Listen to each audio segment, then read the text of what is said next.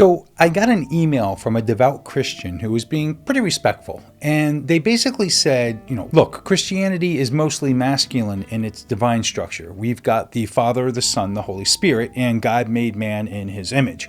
And then they asked me a really fair question. Why does Wicca put so much importance on having both a god and a goddess? Like, what's the point? Why does it matter?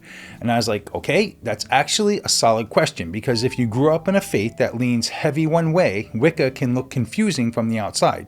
So instead of firing off some quick reply, I decided to turn it into a full breakdown, because the answer isn't just, we like balance or, we like the goddess. It goes deeper than that. So in this video, we're going to talk about polarity, why the Lord and Lady matter in Wicca, how that shows up in ritual, and why it's not just symbolism for the sake of symbolism. So let's get into it.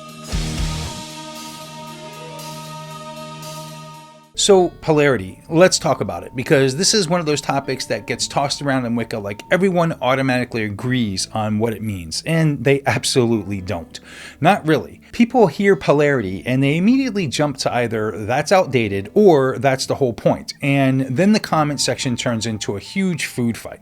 So I'm going to explain polarity the way it functions inside the Wiccan system, especially in traditional Wicca, like Gardnerian practice, where polarity is not just a poetic idea, but a working engine in the religion and in the magic. Polarity is not about stereotypes. It's not men like football and women like crystals. That's silly. Polarity in Wicca is about two complementary forces that interact and produce movement, change, and creation. It's the push and pull that makes things happen. It's the spark that shows up when two different charges meet. You see it everywhere in nature, day and night, summer and winter, seed and soil, rain and root, ocean in, ocean out, breathe in, breathe out. If everything stayed in one mode forever, nothing would shift. No growth, no harvest, no new life, just stuck. Wicca doesn't just admire that pattern. Wicca ritualizes it. It puts it in the circle. It gives it form. It makes it usable. Because magic at its core is about direct energy with intent, and polarity helps energy move instead of sitting there like a puddle. In British traditional witchcraft, the god and the goddess aren't just two characters. They're the primary divine powers we relate to in ritual. And it's not only about worship in the usual sense. It's about relationship, how these powers meet, influence each other, and create the sacred pattern of life. That's why polarity matters, because Wicca isn't a religion that says spirit is separate from nature. Wicca says nature is sacred, the cycle is sacred, creation is sacred, and the polarity between the god and goddess becomes the central religious language that expresses that. Now, does everyone interpret the god and goddess the same way? No. Some folks experience them as literal deities. Some experience them as cosmic principles. Some experience them as both at different times, but the core structure is still there. A paired current, a sacred duality that isn't meant to be flattened into everything is the same. Wicca is not trying to erase difference, it's trying to bring them into harmony. Here's an easy way to understand the power of polarity without turning it into a graduate class. Think about electricity, positive and negative. There's a reason a battery works. There's a reason current flows. It's because there's a difference that creates motion. If everything were identical, nothing would move. If you've ever messed with magnets, you know what I mean. Same pole pushes away, opposite poles pull together. That tension and attraction is usable. That's a kind of power. Electricity itself runs on polarity, positive and negative, current moving because there's a difference. Polarity in Wiccan ritual works like that, not because we're doing science class with candles, but because the principle is similar. Two complementary forces creating a living circuit. That is why traditional Wiccan ritual often uses paired symbols. The Athamian chalice, the sun and moon, the sky and earth, projective and receptive, sending and drawing, raising and grounding. It's a system built around interaction. When it's done well, the circle feels like it has a heartbeat. You can feel the energy rise, peak, and move. And when it's done poorly, when polarity is ignored or treated like decoration, ritual can feel very flat, like you're reading stage directions instead of building power. We can't talk polarity in Wicca without talking about the popular cakes and wine ritual we see in just about every Wiccan and witchcraft book on the shelf written in the last 75 years. Because that's polarity put into sacred language in the clearest way.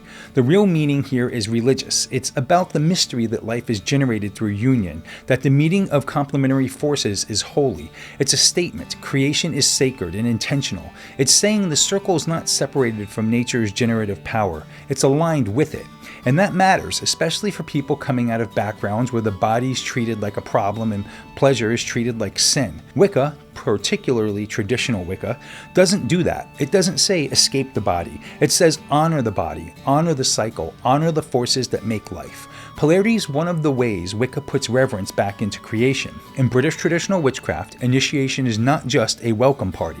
It's not, I decided I'm Wiccan, so I initiated myself in my living room. Traditional Gardnerian Wicca is lineaged. It's passed from initiator to initiate. It has a very specific ritual structure. Polarity isn't only about theology or initiation. It's also how a lot of Wiccan spell work functions. Think of it like this. One force directs, aims the intention, and one force receives and forms, holds the pattern so it can take shape. If you only direct, you can end up burnt out, pushing and pushing and pushing like you're trying to bully reality into obeying you. If you only receive, you can drift, collecting feelings and signs and vibes without actually shaping anything. Polarity balances those modes. It teaches you how to send without becoming reckless and how to receive without becoming passive. It's a rhythm. Raise power, hold it, aim it, release it, and ground it. And this shows up in very practical ways. You build energy, then you release it. You charge a tool, then you rest it. You set intention, and then you allow manifestation room to happen. You reach upward in spirit, then you anchor downward into the body and earth. That's polarity, not a debate topic, a working pattern. The Sabbats are basically polarity written into a calendar. The light waxes and wanes. The god is often portrayed as growing in strength toward the height of summer, then declining toward winter. The goddess shifts through phases that reflect the land and the cycle. The myths evolve. The mood changes. The entire wheel is a teaching device that says life is not one long straight line. It's a turning. And that's important spiritually because it helps you stop fighting the fact that humans have seasons too. Sometimes you're in growth mode, sometimes you're in rest mode, sometimes you're building, sometimes you're releasing. Polarity helps you understand that both are sacred, not just the flashy parts. So what's the big takeaway? Polarity in Wicca isn't a buzzword. It's not a trendy talking point. It's a deep structure that runs through the religion and the magic.